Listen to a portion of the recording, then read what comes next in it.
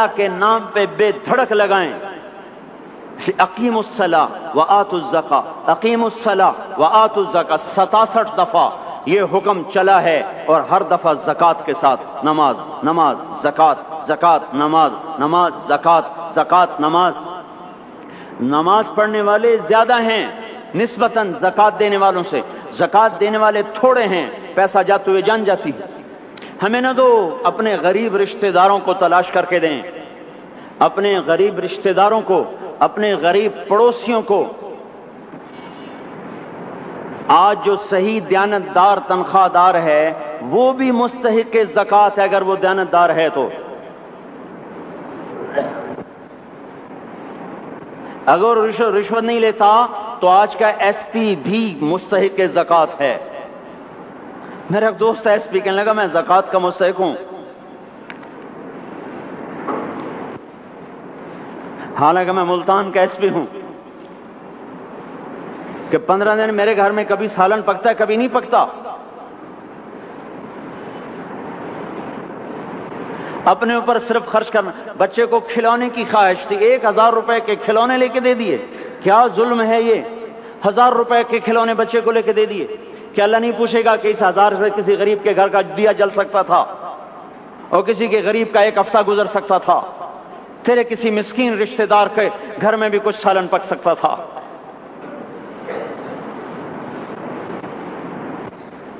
رزق دیا تو اس کا ہوش نہیں کہ اس کا حق ادا کریں، جان دی تو اس کا ہوش نہیں کہ اس کا حق ادا کریں. سجدہ جان کا حق ہے، اور زکوٰۃ اور صدقات یہ مال کا حق ہے. میں کب اپنے لیے مانگ رہا ہوں؟ میں کہہ رہا ہوں اللہ اپنے غریب رشتہ داروں کو دیں، ان کو تلاش کریں اللہ کے واسطے. اپنی بیویوں سے پوچھو سونے کی زکوٰۃ دی ہے؟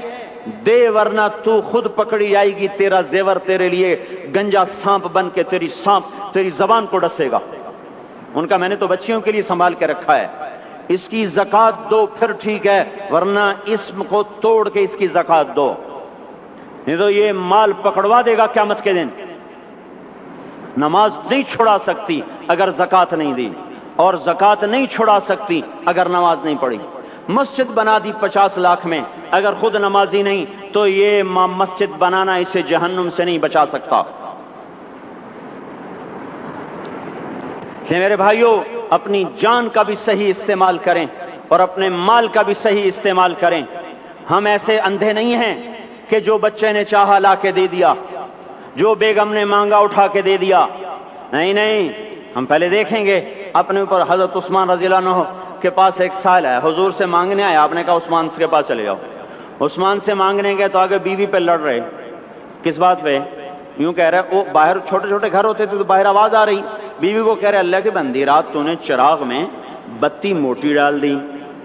وہ بتی ڈالتے تھے نا اس کی روئی کی، تو تیل زیادہ جل گیا. تو یہ کہنے لگے یہ کس کنجوس کے پاس بھیج دیا؟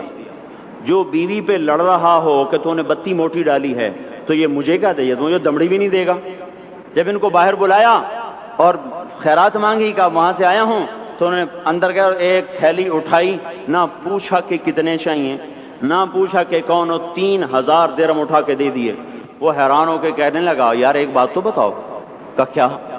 کہا یہ مجھے تو نے اتنے دے دیے کہ میری اگلی نسل کو بھی کافی ہیں، اور خود بیوی پہ تو لڑ رہا تھا کہ بتی موٹی کیوں کر دی. کہنے لگے وہ اپنی ذات پہ خرچ تھا، وہ پھونک پھونک کے کرنا ہے. یہ اللہ کو دے رہا ہوں جتنا مرضی دے دوں، یہ تجھے تھوڑا دے، اللہ کو دے رہا ہوں. تو اپنی جان کو بھی لگائیں اللہ پر اور اپنے مال کو بھی لگائیں اللہ پر. اور میرے بھائیوں اپنی کمائیوں کو حلال پہ لائیں اور بیویوں کو سمجھا دیں کہ ہم تمہاری خاطر دوزخ میں نہیں جا سکتے. یہ ہم اس پر توبہ کریں، اس پر توبہ کریں. اور یہ آبادی ہر وقت ہونی چاہیے مسجد کی. چلو کوئی جو جہاں سے بھی آیا ہے مسجد کے عادی بنو میرے بھائیوں. ہماری جماعت گئی تھی اردن میں 1991 میں، تو ہم اسرائیل کے بارڈر پر چلے. انہوں نے بتایا کہ یہ ہم سے آمد رفت بات چیت ہوتی رہتی ہے، چونکہ کچھ عرب ادھر رہتے ہیں کچھ عرب ادھر رہتے ہیں، رشتہ داریاں ہیں.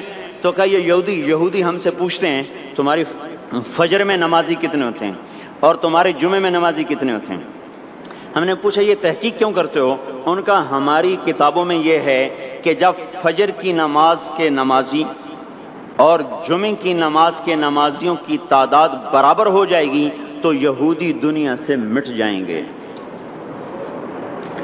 اب یہاں فجر میں 1.5 صف ہوتی ہے اور جمعے میں باہر بھی صفیں بنی پڑی، چلو میں کہتا ہوں مان لیا 1/3 طبقہ باہر سے آیا ہے، یہ 2/3 تو یہیں سے اٹھ کے آیا ہے،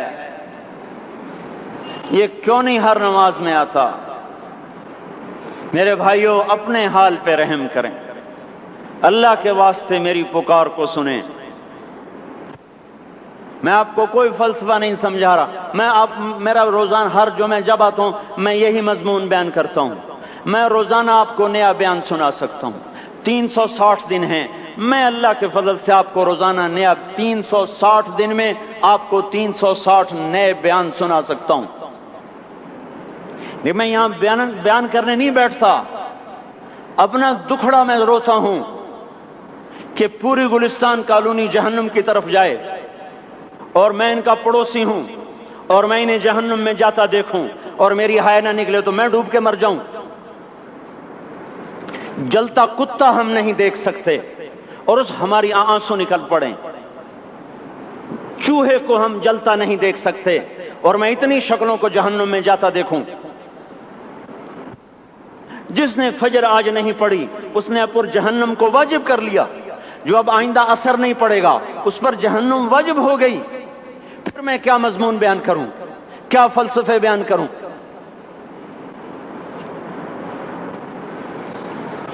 اس لیے میرے بھائیوں اپنی ذات پہ رحم کریں، اپنے بچوں پہ رحم کریں، اپنے گھر والوں پہ رحم کریں، مسجد کی دوڑ لگائیں، اپنے مال کو اللہ کے نام پہ خرچ فرمائیں تاکہ یہاں بھی جہان بنے اور وہ بھی جہان بنے۔ کیا زندگی ہے، چلتے چلتے سانس نکل جاتا ہے پھر یوں مٹ جاتے ہیں جیسے دنیا میں کبھی آئے نہ تھے۔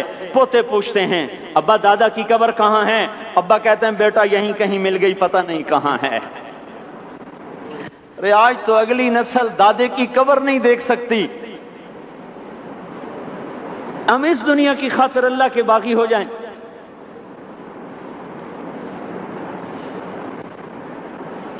اس بے وفا جہان کی خاطر اللہ سے بغاوت کر جائیں جو ایسا مہربان، جو ایسا کریم۔ تو اس لیے میرے بھائیوں اللہ کے واسطے اللہ کی بارگاہ میں توبہ کریں اور اپنے اللہ کو راضی کریں، یہی میری فریاد ہے، یہی میری پکار ہے۔ میں بھی توبہ کرتا ہوں، آپ بھی اللہ کی بارگاہ میں توبہ کریں کہ کوئی کام اللہ کی منشا کے خلاف نہ ہوگا۔ اس کو سیکھنے کے لیے ہم کہتے ہیں تبلیغ میں جاؤ چلہ لگاؤ، ہم کوئی کسی تبلیغی جماعت کا ممبر نہیں بنا رہے، ہم خود تبلیغ میں جاتے ہیں، اوروں کو کہتے ہیں نکلو کہ ہماری توبہ پکی ہو، ہمارے اعمال درست ہوں اور اللہ ہم سے راضی ہو۔ اللہ ہم سب کو عمل کی توفیق بخشے۔ سبحان اللہ والحمد للہ ولا الہ الا اللہ واللہ اکبر۔ سبحان اللہ والحمد للہ ولا الہ الا اللہ واللہ اکبر۔